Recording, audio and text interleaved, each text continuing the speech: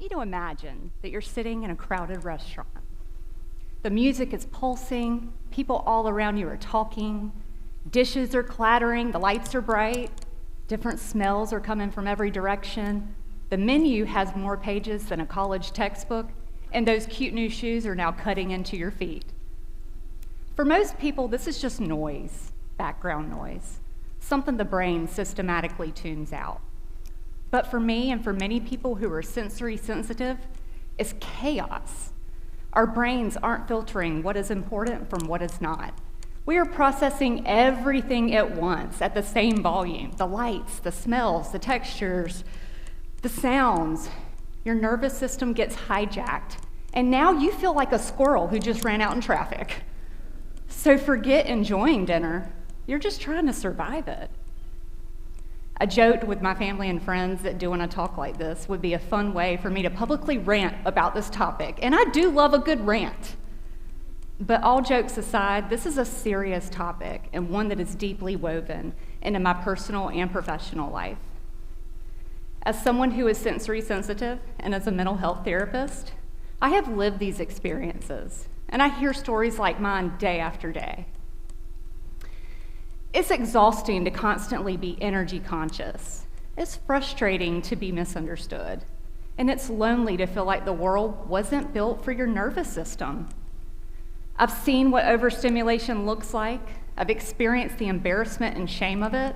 I've witnessed family members unravel in public spaces. And I've listened to countless stories about how draining it is to make it through the basic parts of daily life. We can't even escape ads at the gas pump nowadays. It's easy to become overstimulated. So when my clients come to see me, a lot of what I'm doing is helping them understand their sensory needs and then develop accommodations to reduce their discomfort. This is me at the grocery store, wearing my sunglasses, layers, and noise-canceling headphones. Sensory sensitive individuals don't just prepare for the world. We prepare for the impact of the world. Many of us expect we will be overstimulated and just brace for it. And I've often reinforced this idea that we can only change ourselves, while the environment, well, it does what it does. We know that line, accept what we cannot change. That's where we get our serenity, right? So then this TEDx call for change makers came along. And I'm almost embarrassed to admit that before this talk, I genuinely had not considered the environment changing. I told myself, Christina, you can't just ask the world to do things differently. Bless your heart.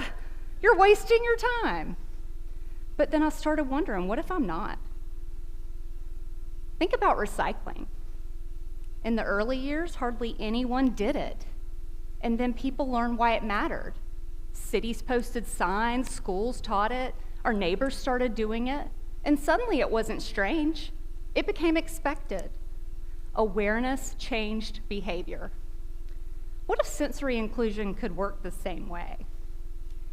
You see, for sensory sensitive individuals, overstimulation isn't just uncomfortable. Sure, we can all relate to being overstimulated at points in our lives, but it's different for the folks out there with a hyperactive nervous system.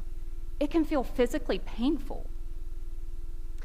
Imagine your brain as a traffic controller, deciding what signals to let through and which to ignore. For some people, this system works effectively and smoothly, but for others, the traffic never stops. Signals pile up, collide, and flood the system. And what should feel like background noise becomes a heavy metal concert. One of my clients described this experience as like someone forgot to install the dimmer switch to their brain. Too many signals, not enough bandwidth. I once had a client who hadn't been to the dentist in years. They walked into the office and it felt like stepping into a theme park. Bright colors everywhere, televisions on every wall, music pouring from the speakers, and that was just the lobby. During this routine dental appointment, my client's brain is working through the uncomfortable chair, the lights in their face, the chatter from the dentist, the sounds of the equipment, a mouthful of tools, and then came the dentist's perfume. And when she leaned in, their entire system went into high alert. every sensory channel was overwhelmed. It hit them like a tidal wave. Their eyes watered, their body tensed. My client left that appointment completely overloaded. And for years, they avoided the dentist entirely.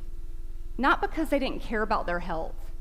The experience was simply too much for their brain and body to tolerate. They needed the rest of the day and part of the next day just to recover from this responsible adulting task. My client decided the juice wasn't worth the squeeze. Here's the good news. None of us has to change the whole world. We'll save that goal for later. We only need to notice the spaces where we already have influence. The classroom we teach in, the office that we run, the home we live in, even the grocery store aisle where we can remember that silence isn't awkward, it's mercy. With the dentist, it meant finding a provider who understood that comfort is a part of healthcare. A quieter office, sunglasses, headphones, choices. The dentist office doesn't need to feel like a nightclub. In restaurants, it can mean having seating options in a quiet corner, or keeping the music at a level where people aren't having to shout over their food.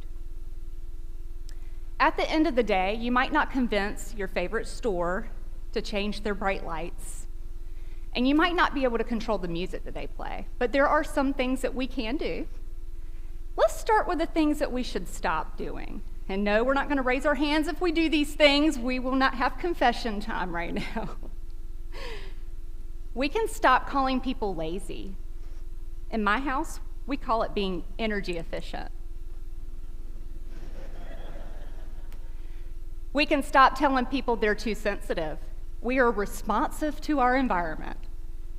We can ride home in silence with our kid and remind ourselves that they are peopled out and not take it personal when they don't want to talk. We can stop telling people to smile. Maybe they have an invisible disability. Maybe they don't have the capacity to mask. We cannot bring fish for lunch and stink up the break room. Don't be that person. On that same note, we don't need to smell your cologne or perfume all down the hall. A little goes a long way. Okay, how are we doing so far? These sound like reasonable requests? We're still friends? In the workplace, we can end meetings a few minutes early and give people time to reset their nervous system. We can use our inside voice going down the hall and in common areas. We can offer flexibility in overstimulating situations. We can give people grace and compassion when their capacity is limited. We can tone down the busyness of our space. Years ago, when my kids were in daycare, the business changed ownership.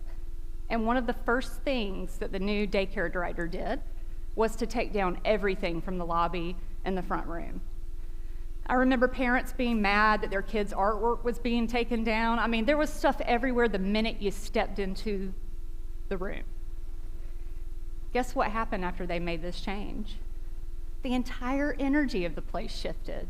Fewer outbursts, smoother drop-offs and pickups, and overall better behaved children, and adults for that matter.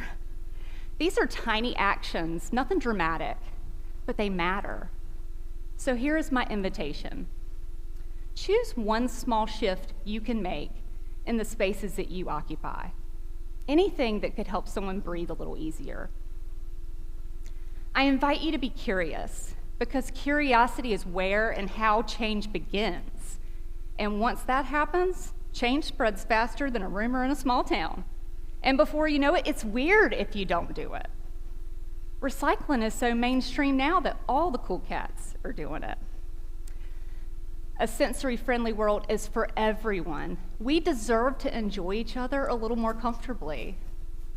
So let's turn the volume down a few notches and see what new ideas we can spread. Thank you.